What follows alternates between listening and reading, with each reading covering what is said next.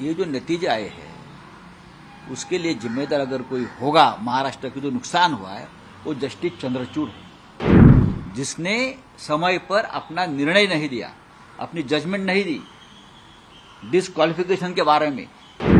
आपकी जिम्मेदारी है संविधान की रक्षा। आपने अगर निर्णय दिया होता तो ये हिम्मत आगे कोई नहीं करता। इतिहास चंद्रचूड़ साहब को कभी माफ नहीं करेगा और उनका नाम काले शाही में लिखा जाएगा एकदम। ये वो बयान है जो सीधे देश के पूर्व चीफ जस्टिस डी.वाई. चंद्रचूड़ को चुभ गया है। शिवसेना यूबीटी के नेता संजय राउत ने महाराष्ट्र विधानसभा चुनाव के नतीजों की खींच सीधे पूर्व सीजीआई चंद्रचूड़ के मत्थे मल दी थी और उन्हीं को इसके लिए दोषी भी करार दे डाला था। उनके ऐसे आक्रामक अंदाज और बड़े आरोपों पर अब पूर्व सीजीआई डी.वाई. चंद्रचूड़ की भी प्रतिक्रिया आ गई है, जिसमें उन्होंने संजय राउत को ऐसे आड़े हाथ लिया कि सुनकर वे भी दंग रह जाएंगे। I mean, it is one of our largest states. It is the richest state in the country. This is where is the financial capital is located, and political instability to a large extent. And they just keep saying they lost the election, yes, but they feel that that it broke the back of a major political party. The delay in your decision. You see, this is the problem. The real problem is this: that a given segment of the polity feels that, well, you are independent if you follow my agenda. Yeah. That, you pursue my agenda, which is inclusive of cases which I think you should be deciding. We decided electoral bonds. Was that any less important? Yeah. It was a matter which dealt with the foundational structure. Are you happy with that decision? I'll come back to that in a moment. Yeah. We decided electoral bonds. That's one.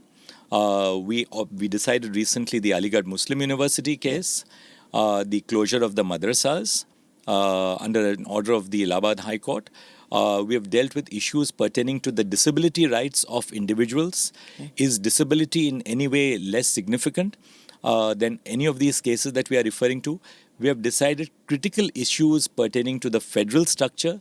This year, and these are all cases which we have decided this year, we decided the constitutional validity of Section 6A of the Citizenship Act, which gave citizenship to certain people who had migrated from Bangladesh prior to 25th of March, not CA, who had migrated prior to 25th of March 1971. Okay. Was that less significant? We dealt with a case on whether, a constitution bench case on whether lakhs and lakhs of individuals belonging to not the highest strata of society, but the lower strata of society. Question was whether a person who has a license to drive a light motor vehicle can drive a transport vehicle below 7,500 kgs. Now, that would have affected the livelihoods of lakhs of people. We delivered judgment on that just before my term came to an end. Are these cases that we have decided? In fact, we decided 38 constitution bench references during my tenure, including this year itself.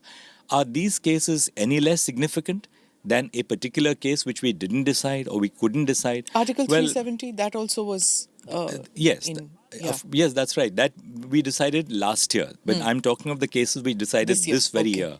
Now, the cases which we decided this year, any of these cases which I have referred to earlier, are these cases less significant? Or do we then follow an agenda which others set for us that, well, you have to decide this case for me today. If you don't decide my case, then, well, you're not independent.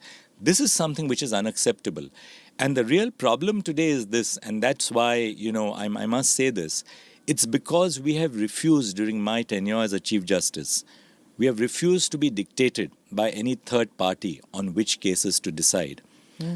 Sometimes, very highly resourced persons come to the court and they try and suborn the system by saying, well, my case should be heard first. And this was a matter of concern to me as Chief Justice. Should we be listening to those cases only because the most resourced in terms of lawyers, in terms of the clients whom they represent, come to court and say, well, hear my case first? Sorry, we are not going to give that priority to people who are merely because they have resource and they have the ability to afford the best in terms of legal representation. When you sort of take cudgels for the system, for the ordinary Indian, and say this is not going to be how the court will work, obviously there's going to be a backlash.